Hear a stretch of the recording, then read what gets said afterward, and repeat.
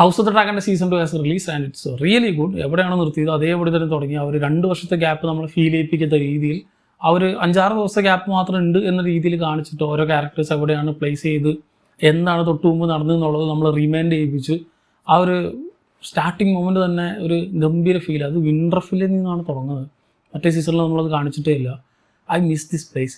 ആ ട്യൂൺ ഉണ്ടല്ലോ, ആ ഒരു നൈറ്റ്സ് വാച്ചിൻ്റെ ആ ഒരു BGM ഇടുന്ന സമയത്ത് വേറെ ലെവൽ ഫീലായിരുന്നു. നമുക്കൊന്നും കൂടി ഗെയിം ഓഫ് ത്രോൺസ് റീവാച്ച് ചെയ്യണം എന്ന് തോന്നിപ്പിക്കുന്ന രീതിയിലായിരുന്നു. അത് ഓർപ്പിച്ചുകൊണ്ടാണ് ഫസ്റ്റ് എപ്പിസോഡ് തുടങ്ങുന്നത് തന്നെ. So I think it's A very very good start. And കുറേ കാര്യങ്ങൾ പഴയതും പുതിയതായിട്ടുള്ള ഈവൻ ഗെയിം ഓഫ് ത്രോൺസിനെ ലിങ്ക് ചെയ്യുന്നതും ഇതിൻ്റെ ലോർ കുറേ കൂടെ എസ്റ്റാബ്ലിഷ് ചെയ്യുന്ന കുറേ കാര്യങ്ങൾ അവിടെ ഇവിടെ ആയിട്ട് പറഞ്ഞു പോകുന്നുണ്ട്.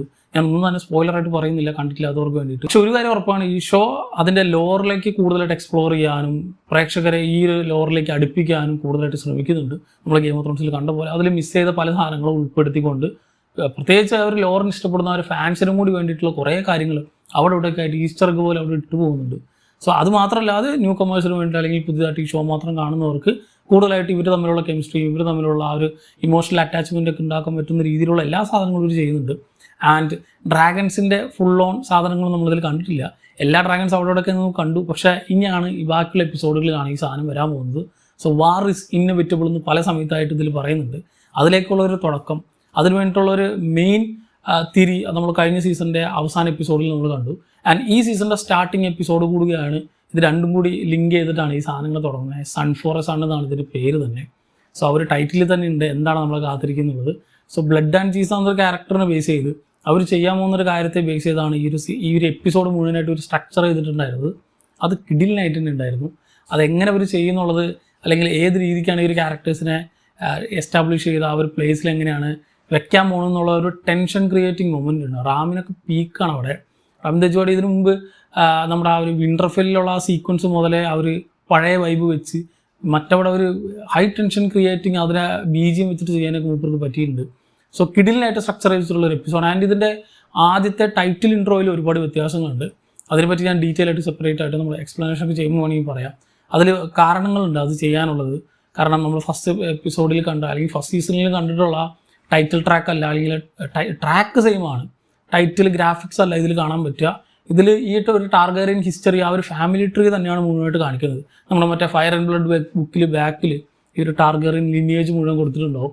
സോ ഫസ്റ്റ് സീസണിൽ വലിയ വലിയ ക്യാരക്ടേഴ്സും ഇവരുടെ ആൻസിസ്റ്റേഴ്സും മാത്രമായിരുന്നെങ്കിൽ സെക്കൻഡ് സീസണിലേക്ക് വരുമ്പോൾ ഇതുപോലത്തെ ചെറിയ കുറേ കുട്ടികളുണ്ട്. ഇപ്പോൾ ലുസേരിയസ് ഒക്കെ ചെറുതാണ്. ഇതുപോലത്തെ ഉള്ള മറ്റു ചില ചെറിയ ചെറിയ കുട്ടികൾ അവർ വെച്ചിട്ടാണ് ഇനി അങ്ങോട്ട് ഈ ഷോ മുഴുവനായിട്ട് കൊണ്ടുപോകാൻ പോകുന്നത്. സോ അവരെ കൂടി ഉൾപ്പെടുത്തി കൊണ്ടിട്ടുള്ള ഒരു ടൈറ്റിൽ ട്രാക്ക് അല്ലെങ്കിൽ ടൈറ്റിൽ ഇൻട്രോ ആയിരുന്നു നമ്മൾ കണ്ടത്.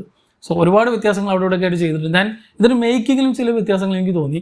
ഐ തിങ്ക് ഫസ്റ്റ് സീസണിൽ ഉണ്ടായിരുന്നത് എനിക്ക് ഡൗട്ടാണ്. സെക്കൻഡ് സീസണിൽ ഈ ആനമോർഫിക് ലെൻസ് യൂസ് ചെയ്തിട്ടുണ്ട്. അത് ഐ തിങ്ക് ഈ അടുത്തൊക്കെ വന്നാണ്. നമ്മൾ ഈ മറ്റേ പൂർ തിങ്സ് പടത്തിലും ഈ ഷോഗൺ എന്ന് പറഞ്ഞ സീരീസിലൊക്കെ ഞാനത് കണ്ടിരുന്നു. പക്ഷേ ഇവിടെ എനിക്കത് കുറച്ച് എന്തൊക്കെയോ ചെറിയ പ്രശ്നങ്ങളായിട്ട് തോന്നി. കാരണം ഷോഗണിലൊക്കെ ഒരു ക്യാരക്ടറിനെ ഫോക്കസ് ചെയ്ത് മറ്റേത് ബ്ലർ ചെയ്യുമ്പോൾ അവർ കാണാൻ നല്ല രസമുണ്ടായിരുന്നു. ആ ഒരു ടെറൈൻ ചിലപ്പോൾ നന്നായതുകൊണ്ടായിരിക്കും, ഒരു പക്ഷേ അതിൻ്റെ ഔട്ട്ഡോർ ലൊക്കേഷൻസിലൊക്കെ കൂടുതലായിട്ട് ഷൂട്ട് ചെയ്തതുകൊണ്ടായിരിക്കാം.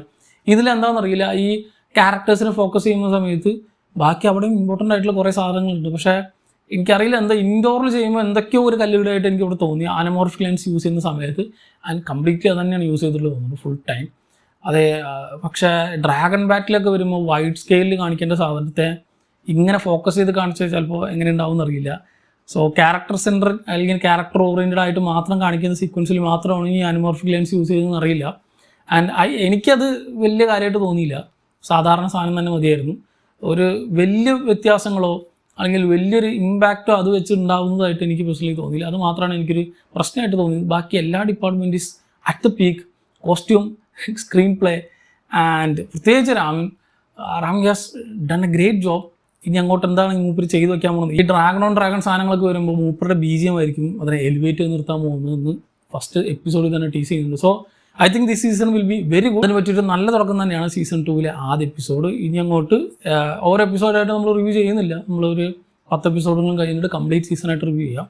പക്ഷേ വീക്കിലി നമുക്ക് ഓരോ എപ്പിസോഡുകൾ ഇറങ്ങുമ്പോൾ എക്സ്പ്ലനേഷൻ വേണം ചെയ്യും. ഇതിൽ തന്നെ ഒരുപാട് സാധനങ്ങൾ എനിക്ക് എക്സ്പ്ലെയിൻ ചെയ്യാനുണ്ട്. എനിക്ക് കണ്ടപ്പോൾ തന്നെ ഓർമ്മ വന്നാൽ അപ്പം തന്നെ പറഞ്ഞ് ആരോടെങ്കിലും പറയണമെന്ന് തോന്നി. കുറേ സാധനങ്ങൾ ഇതിൽ അവിടെ ഇവിടെ കാട്ടി ഈസ്റ്റർ ഒക്കെ ആയിട്ട് ഇങ്ങനെ വെച്ച് വെതറി പോയിട്ടുണ്ട് ഫസ്റ്റ് എപ്പിസോഡിൽ തന്നെ. സോ അതുകൊണ്ടാണ് ഞാൻ പറയുക ഈ ലോർ കുറേ കൂടി എക്സ്പ്ലോർ ചെയ്യുന്നുണ്ട് ഈ ഒരു സീസൺ. സോ ഈ സീസൺ ഗംഭീരമായിരിക്കും. ഈ സീസൺ ഫുള്ളായിട്ട് കഴിഞ്ഞിട്ട് ഫുൾ സീസൺ റിവ്യൂ ആയിട്ട് വരാം. ഓരോ എപ്പിസോഡുകളിൽ എക്സ്പ്ലനേഷൻ ആയിരിക്കും ഇനി ഓരോ വീക്കിലുണ്ടാവുക. സോ അത് മാത്രം മതിയോ വേറെ എന്തെങ്കിലും വേണോ എന്നുള്ളത് കമൻറ്റ് ചെയ്യുക. പോരാ തന്നെ ഈ എപ്പിസോഡിനെ പറ്റിയുള്ള നിങ്ങളുടെ അഭിപ്രായം താഴെ കമൻറ്റ് ബോക്സിൽ കമൻറ്റ് ചെയ്യുക. മറ്റൊരു വീഡിയോയിലൂടെ വീണ്ടും കാണാം. നന്ദി.